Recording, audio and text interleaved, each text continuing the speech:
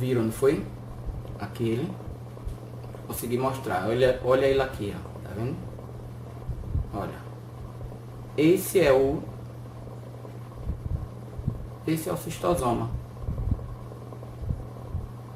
Dentro dele tem a fêmea. Quando esse cistosoma, né, lá no fígado, fica adulto, isso foi aproximadamente 3 semanas a 4 semanas, eles vão migrar, eles estavam nos vasos sanguíneos do fígado, sugando sangue, eles são hematófagos. E aí eles vão descer para os vasos sanguíneos do intestino delgado. Lá eles vão acasalar e a fêmea vai realizar a postura. A fêmea sai do corpo e no intestino ela libera 300 ovos por dia. Esses ovos, né, que a gente já viu, né, que tem aquela garrinha, eles vão ser então liberados nas fezes e o ciclo vai se repetir. Perceberam o ciclo?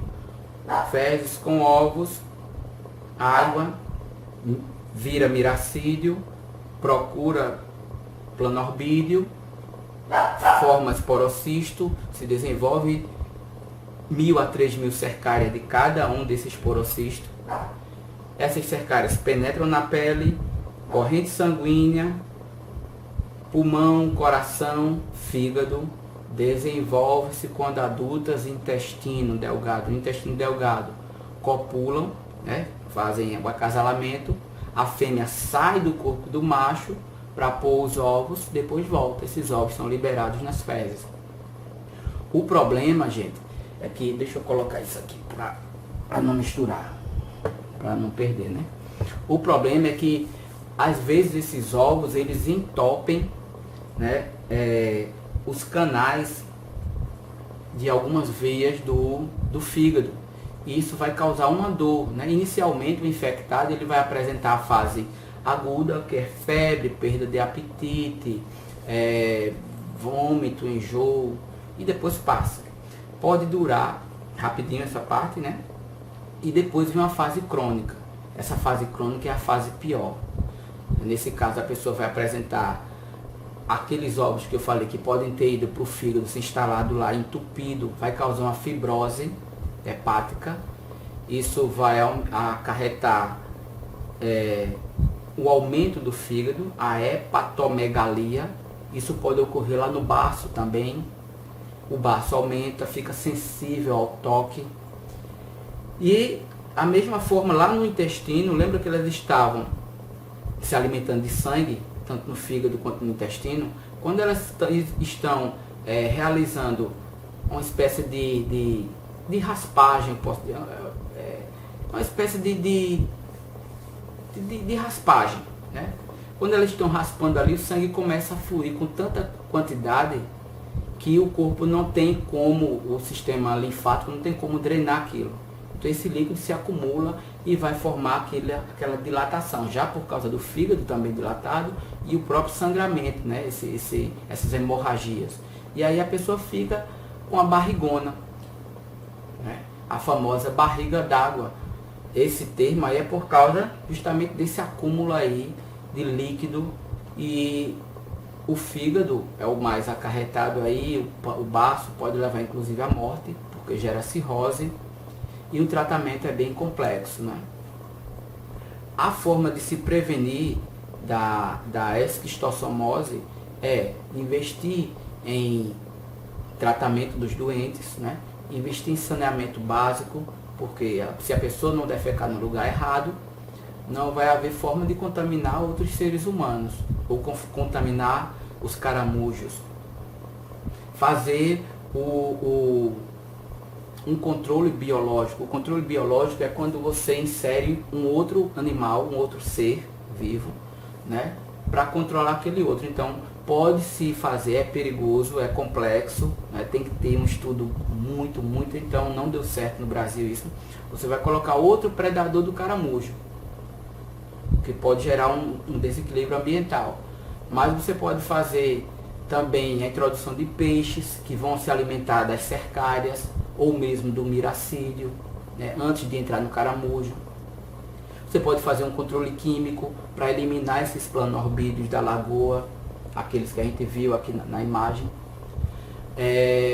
Tratamento dos doentes, evitar tomar banho em locais de água parada ou com pouca movimentação, lagoa, lago, represa, açude, rio com fluxo moderado, né, que fica água se acumulando em um lugar. Evitar tomar banho naquelas horas que eu falei, 10 às 4, evitar lavar roupa nessa área e até beber água fervida, porque lembra que se a pessoa pegou aquela água do rio para beber, ou aquela água não foi tratada devidamente, você ingere essas caras e ela pode entrar pela mucosa oral e você adquirir o verme, né, o cistosoma. É uma doença endêmica em vários países da África e da Ásia, e no Brasil, países da região Nordeste, tem áreas da região Nordeste que tem mais de 10 milhões de pessoas com a esquistossomose, e é uma doença que mata bastante. Então, vamos tomar cuidado com essa doença, beleza?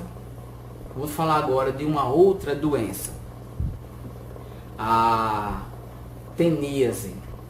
A teníase, ela é uma doença que ela é causada por um verme, platelminto, né? De novo, corpo achatado, e se chama tênia, né? Se escreve taênia, mas pronuncia tênia. A tênia, ela tem esse corpo achatado, ok? A tênia, ela, quando os ovos são liberados, esses ovos então vão dar origem ao verme. Esse verme tem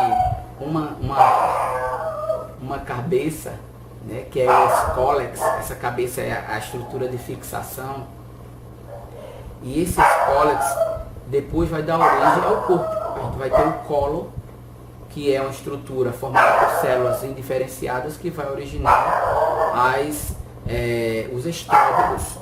Esses estróbilos são formados por anéis chamados proglótides. Essas proglótides têm dentro de cada uma delas órgãos reprodutivos. Então esse é um animal hermafrodita. Ele tem os dois sexos. Sendo que dentro de cada proglótide eu vou ter o testículo, né, e o ovário, produzindo os gametas femininos e masculinos aí. As proglótides que estão mais próximas da região do colo, né, até o 1º metro depois dessa região do colo, essas proglótides são imaturas, porque esses órgãos sexuais não estão desenvolvidos, daí o nome imaturo. Na região intermediária e posterior, essas proglótides já ficam maduras, com os órgãos desenvolvidos, podendo então se reproduzir.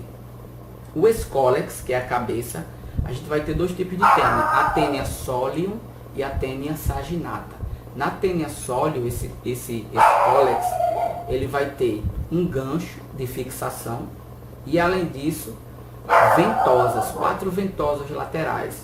A tênia saginata não tem esse gancho de fixação, ela só tem as ventosas, são essas 4 ventosas.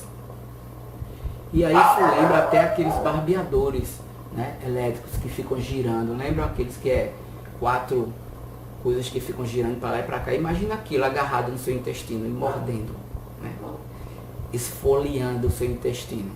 Bem, quando as proglótides estão maduras, vai haver a autofecundação.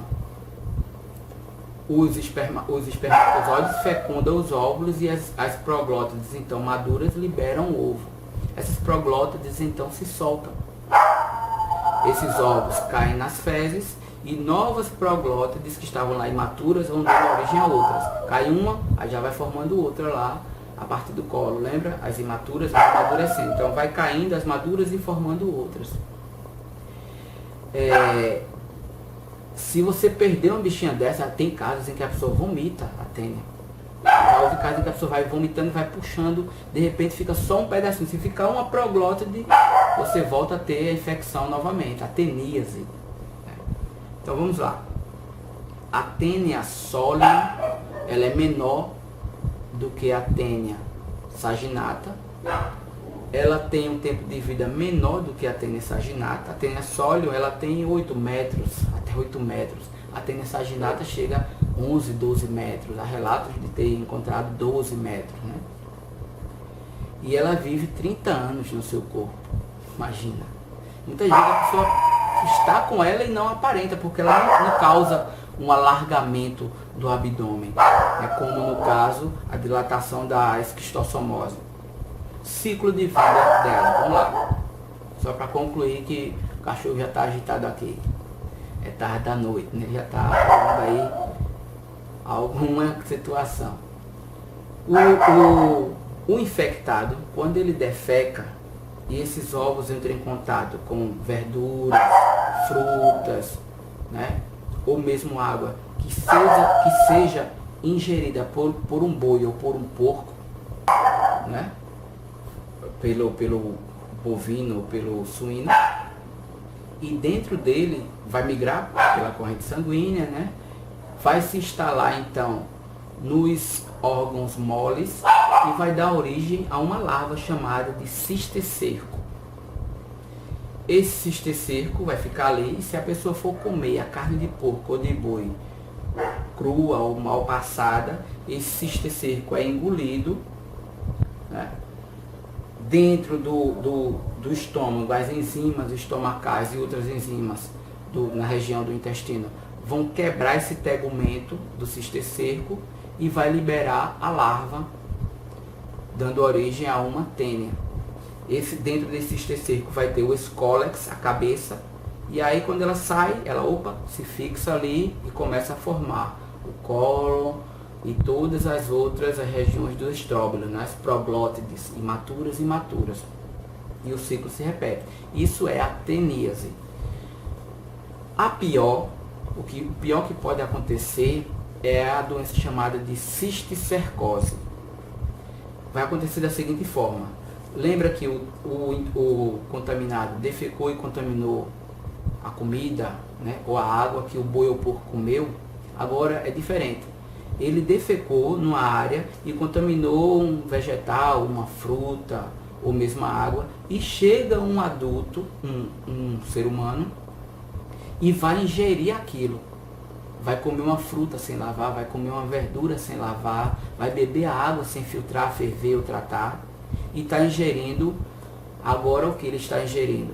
Ele está ingerindo aquelas oncosferas. O que é que as oncosferas vão fazer?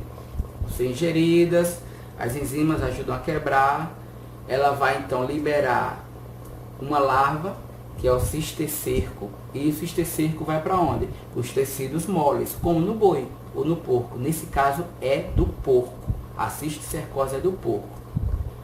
Isso quer dizer que o camarada que defecou, ele tem que ter estado infectado pela Taenia solium.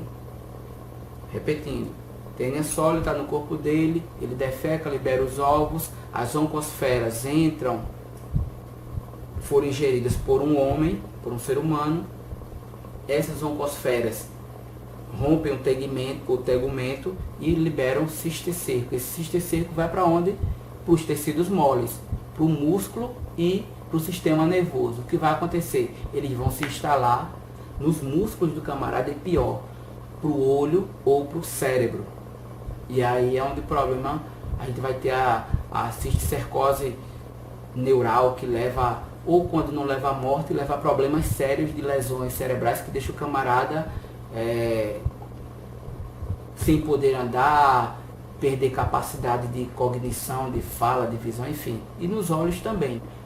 Prevenção, né? Não, só recapitulando, né? Fala da prevenção, entenderam? Teníase, infectado defeca, contamina alimentos que o boi come, essas oncosferas viram cisticercos que vão para tecidos moles e alguém come aquilo de forma mal passada ou crua. A cisticercose, o camarada com a Taenia solium, tem que ser ela, defeca, contamina alimentos, frutas, legumes, verduras, água. Outro ser humano come isso e aí ele vai ter esses cisticercos no corpo, no músculo dele, no cérebro dele, por exemplo, nos órgãos moles. E aí pode levar a graves situações. Essa é a cisticercose.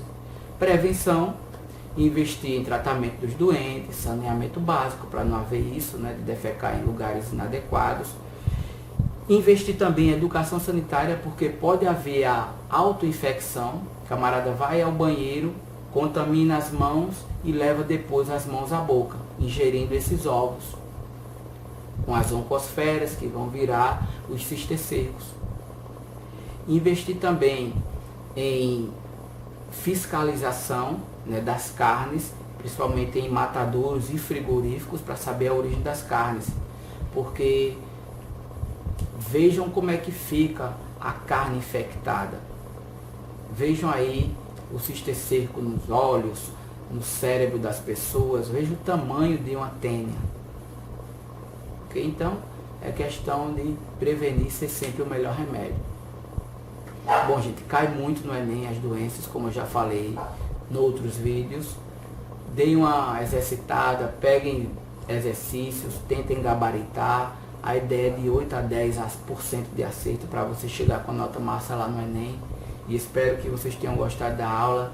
E desculpe se prolongou muito, mas é porque eu gosto do assunto também e o cara fica se empolgando, né? Um abraço, beijo, tamo junto. Valeu!